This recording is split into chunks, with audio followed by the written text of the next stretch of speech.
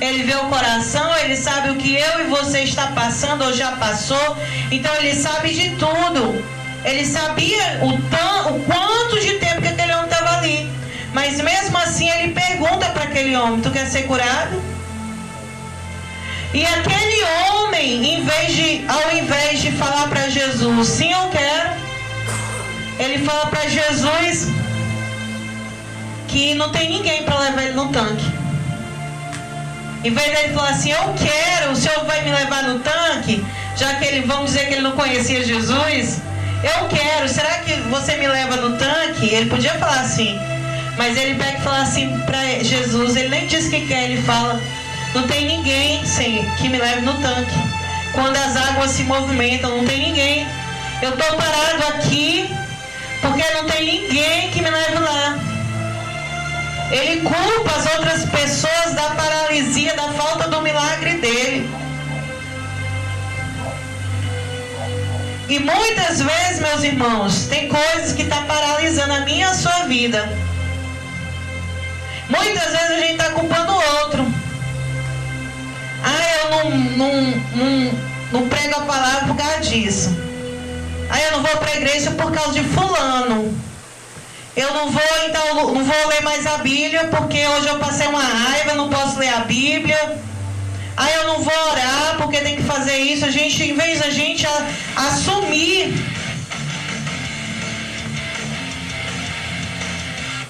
glória a Deus, ao invés da gente assumir, meus irmãos, ao invés da gente assumir os nossos erros, as nossas dificuldades, o ser humano costuma colocar a culpa nos outros. Eu não vou fazer isso por causa do Oséias. E muitas vezes é porque eu não quero. Ia se arrastando ali, né? Nem que se fosse bolando ali para a beira daquele tanque, igual uma cobrinha ali, porque eu não sei se ele era o corpo todo, provavelmente acho que era só as pernas, ia ali se arrastando com as mãos e se tacava naquele tanque ali, 38 anos, esperando que alguém ajudasse ele. Eu também nem saía de dentro, eu ficava dentro do tanque, pulava lá dentro e ficava lá, né? Esperando esse anjo descer lá dentro daquele tanque. Então, assim como só que aquele homem se acostumou a ficar ali olhando, todo mundo receber a bênção. Sabe que você também quer passar por isso? Você quer ver todo mundo sendo abençoado e você não? Tem muita gente que se acostuma com isso, ele se acostumou de ser um paralítico e de ficar vendo a felicidade dos outros ou receber cura. Ele não tinha atitude para a sua própria vida. Muitas vezes a gente não tem atitude e é por isso que não recebe o milagre. Eu quero, se tu quer, então demonstra para Deus que tu quer. Então ora, então busca, então tem fé que Deus vai fazer e Ele vai fazer. Deus, essa noite tu está te perguntando: tu quer que eu mude a tua vida? Tu quer que eu te liberte? Tu quer que eu transforme? Tu quer que eu entregue o milagre? Fala, não culpa os outros. Muitas vezes a pessoa se acostuma com a vida de qualquer jeito e não pede para Deus mudar, é assim mesmo. Não muda não vou para a igreja. Quantas pessoas a gente conhece que a vida está um inferno? Está um inferno dentro de casa, mas não tem coragem de pisar o pé aqui na igreja. A gente sabe, a gente conhece pessoas assim, que reclama dia após dia do sofrimento, do que está passando. Mas a gente convida para a igreja, não vem. A gente fala para orar, não ora. Nós não estamos chamando, convidando aqui nenhum dos irmãos para poder buscar a Bruna e o Oséias. Nós estamos chamando aqui para buscar Deus, para buscar Jesus, que Ele é o dono do milagre. Mas muita gente se acostuma com a dor, com o sofrimento, acostuma com qualquer tipo de vida. Esse homem acostumou, 38 anos na beira do poço, olhando, todo mundo recebe milagre. Aquele que não tem atitude de buscar Deus, ele perde o milagre. Aquele que não sabe o que quer, qualquer caminho serve. A pessoa que não sabe o que quer, qualquer caminho serve. Quantas pessoas estão se perdendo, trocando Jesus por qualquer coisa? Mas nós não podemos fazer isso. Jesus é o mais importante na nossa vida. Então muitas pessoas se acostumam com a dor. Aquele homem se acostumou com a paralisia. Ele falava assim: eu sou paralítico, isso aqui é meu. Muitas vezes a gente fala assim: a minha dor na coluna. Essa dor não é sua não, Deus não lhe criou com dor. A minha depressão. Você nasceu com depressão, Deus te criou e colocou uma tal de depressão em você. A minha ansiedade. Você nasceu com ansiedade. O meu vício. Você nasceu com vício? Você não nasceu com vício. A minha dor de cabeça. Isso é seu? Deus fez você com dor de cabeça? Não fez. Então muitas vezes, assim como o paralítico, a gente se acostuma com a dor, se acostuma com a doença e começa a dizer que é da gente. Isso não é seu. Aquilo que Deus não criou, colocou em você, não é seu não. Isso é do diabo, isso é de qualquer coisa, mas não é seu. Então não aceite viver uma vida de qualquer jeito, porque Deus não tem isso para você. A minha gastrite, né? Hoje muita gente tem gastrite. A minha gastrite, isso não é seu não. Não é seu. Repreende a gastrite, a minha dor de cabeça, a minha pobreza. Tem gente que acostuma ser pobre e miserável e acostuma mendigar por comida, por bebida, por uma série de coisas, por amor. Tem gente que mendiga o amor dos outros. Se acostuma em contar as misérias. Tem gente que não conta bem, só conta miséria. Ih, mas minha vida tá difícil lá em casa, não tem nenhum prato de arroz pra eu comer.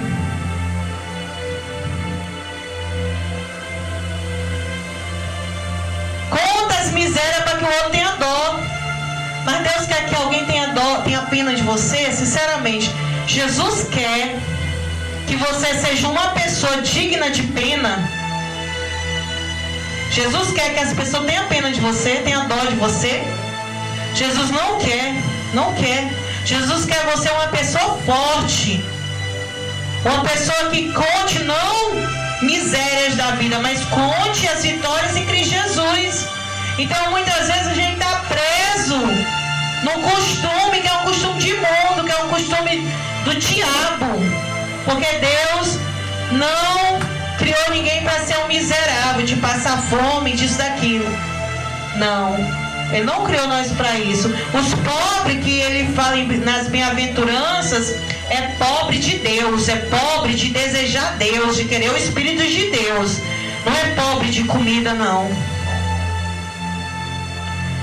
Então as pessoas se acostumam com a miséria. O paralítico falou: ninguém me leva para dentro do tanque. Eu não sou curado, é porque não tem ninguém para me ajudar. Não tem comida na minha casa, é porque ninguém dá comida. E o teu braço, a tua perna está onde? Né? Que Deus são. Né? A tua mente, hoje a pessoa trabalha até na internet.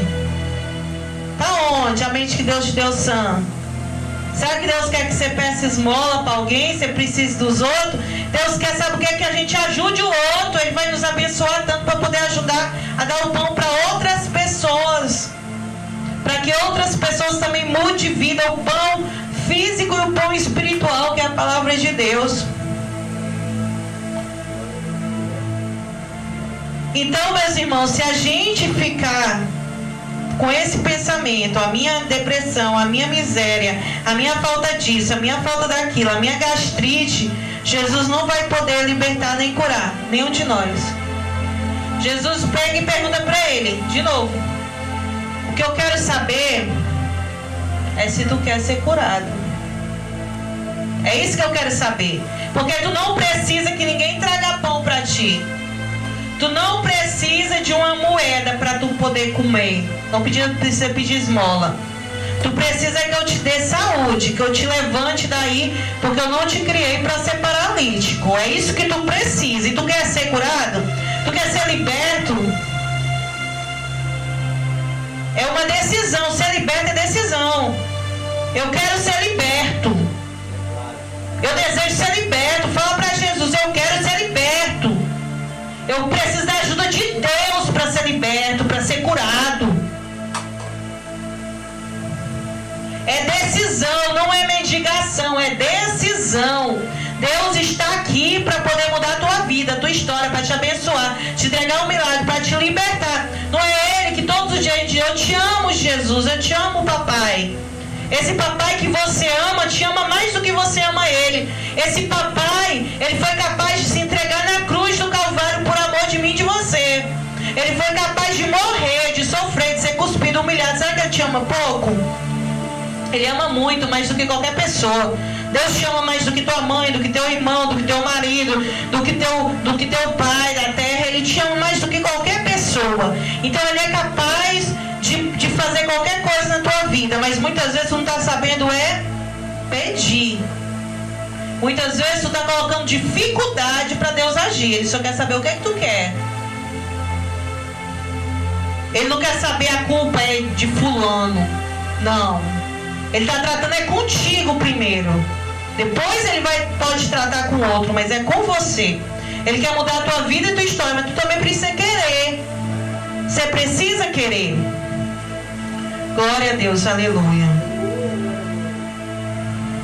Então fala para Jesus: eu quero, Senhor, eu quero ser liberto. Repita comigo: Senhor, eu quero ser liberto. Fala para Deus: Senhor, eu quero ser liberto. Diga que você quer ser liberto. Fala para ele agora: eu quero ser liberto disso. Fala aí para ele. Você sabe o que você precisa ser liberto. Fala: eu quero ser liberto disso. Fala para ele o que é. Eu quero caminhar com as minhas próprias pernas. Eu não quero precisar mais de ninguém. Só de ti. Eu quero caminhar com as minhas próprias pernas. Com a força que o Senhor vai me dar. Eu quero me esforçar para viver os teus planos na minha vida. Então você precisa declarar, você precisa entender isso para você ser liberto. A quarta história que Jesus conta e a última para a gente finalizar: a mulher encurvada. Está lá em Lucas capítulo 13, do 10 ao 17. A mulher encurvada.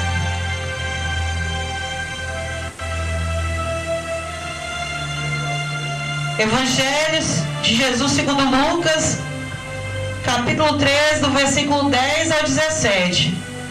A mulher encurvada.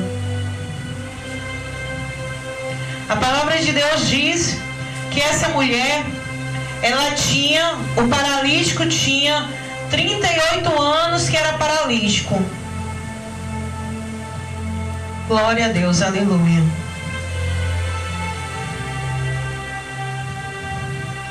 Tinha 38 anos que era paralítico. A mulher encurvada, ela tinha 18 anos que andava encurvada. Como é que uma pessoa anda encurvada? Você já viu uma pessoa encurvada? Acho que é assim, né? É assim? É encurvada, é assim, né? É assim, é a pessoa encurvada. A coluna encurvada. Olha mais pra baixo. Lucas 13, 10 ao 17. Jesus Cristo, nesse dia que ele tem um encontro com a mulher encurvada, ele está pregando na sinagoga, e é um dia de sábado. E aquela mulher vai ali, provavelmente, para poder ver Jesus. Porque eu tenho certeza que não era fácil para aquela mulher estar ali com aquela enfermidade já há 18 anos ali naquela sinagoga. E ela vai ali porque provavelmente ela escutou de que Jesus cura, que Jesus liberta. E ela está escondidinha lá no canto. E a palavra diz, a palavra não diz que alguém viu ela, que alguém trouxe ela para Jesus. A palavra de Deus diz que Jesus vê ela. Ele vê aquela mulher ali na sinagoga. E como a gente sabe, na sinagoga, quando está ministrando a palavra, tem o lugar dos homens e tem o lugar das mulheres. Provavelmente ela estava ali escondida, porque onde ministrava ali aquela palavra ali, a maioria era homens, né? Recitava a palavra. Mas Jesus Cristo vê ela lá escondida, ele vê ela. E ele chama ela e diz: mulher, você está livre da tua enfermidade. Em outros evangelhos, ele expulsa aquela enfermidade. Aquilo ali não é uma doença somente física. Jesus, ele liberta aquela mulher do espírito maligno que faz ela ficar encurvada. Então tem coisas, meus irmãos, que a gente sofre no nosso corpo físico que não é físico, é espiritual.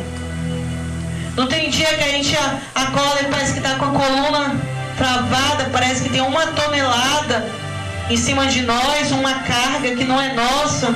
E depois que a gente ora, aquilo ali sai. Muitas vezes é isso que estava acontecendo com aquela mulher. No espiritual refletiu para o seu corpo físico. E Jesus Cristo chega ali e expulsa aquele espírito que está naquela mulher. Ela tinha um espírito de enfermidade. Era algo que refletia do mundo espiritual para o mundo físico, na sua coluna.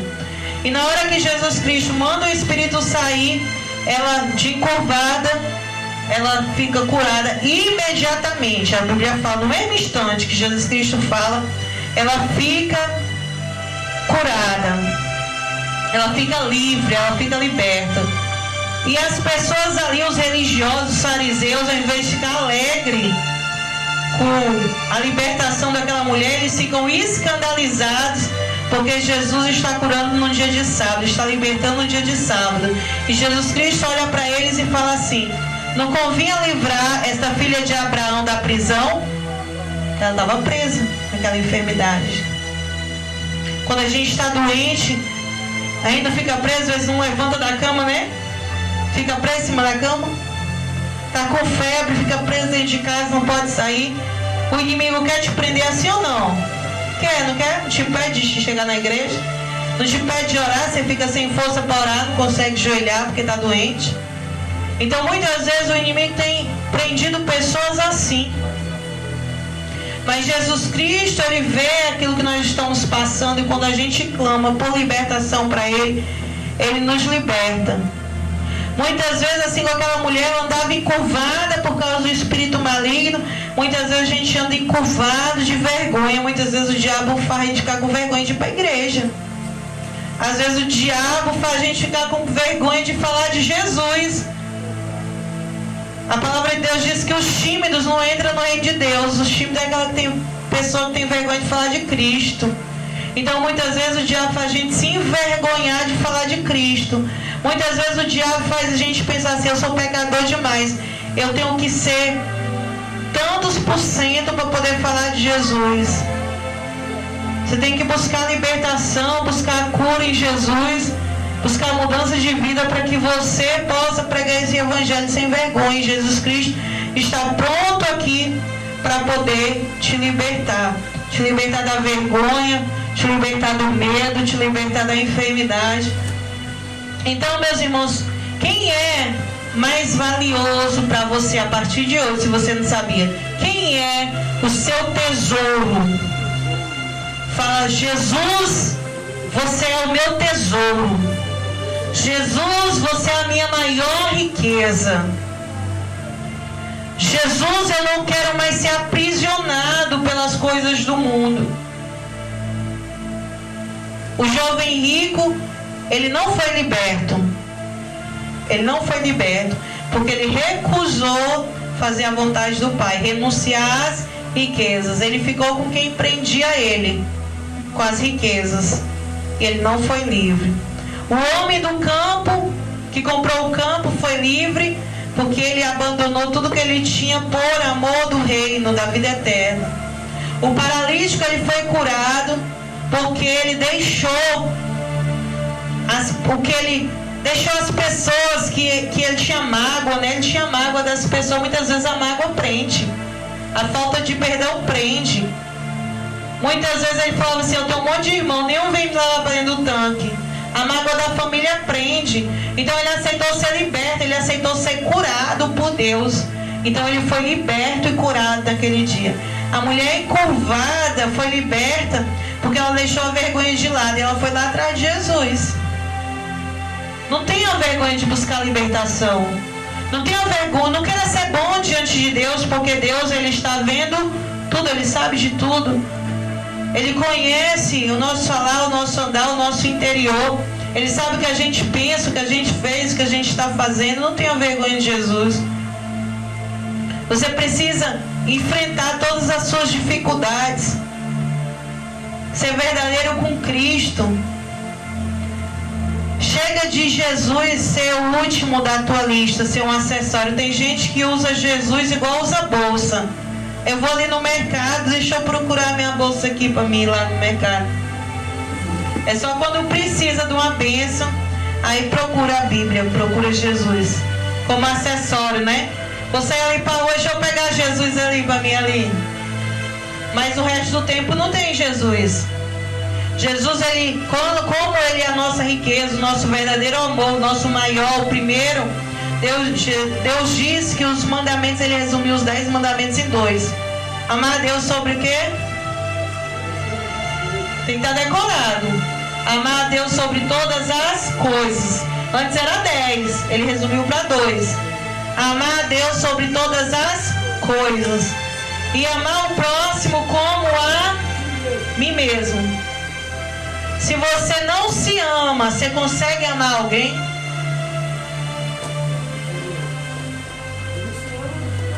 Você não consegue, você destrói os outros. Então a gente ama a Deus para poder amar nós mesmos. Aí depois a gente cuida de nós para depois cuidar do outro. Como é que você cuida de alguém se você está acabado e destruído? É por isso que dentro de uma casa Deus levanta primeiro um. Pode ver. Na maioria das casas Deus salva um. Aí depois ele vai salvando 2, vai salvando 3. Mas primeiro ele cura esse um. Depois que ele curou esse primeiro, aí esse primeiro prega para o segundo é curado. Aí os 2 agora pregam para o terceiro, e o terceiro é curado. Você precisa ser curado, passar por um processo, começar um processo de libertação primeiro, antes de você cuidar de alguém. Mas muitas vezes você quer cuidar do mundo inteiro e você deixa você de mão. Você se deixa de mão.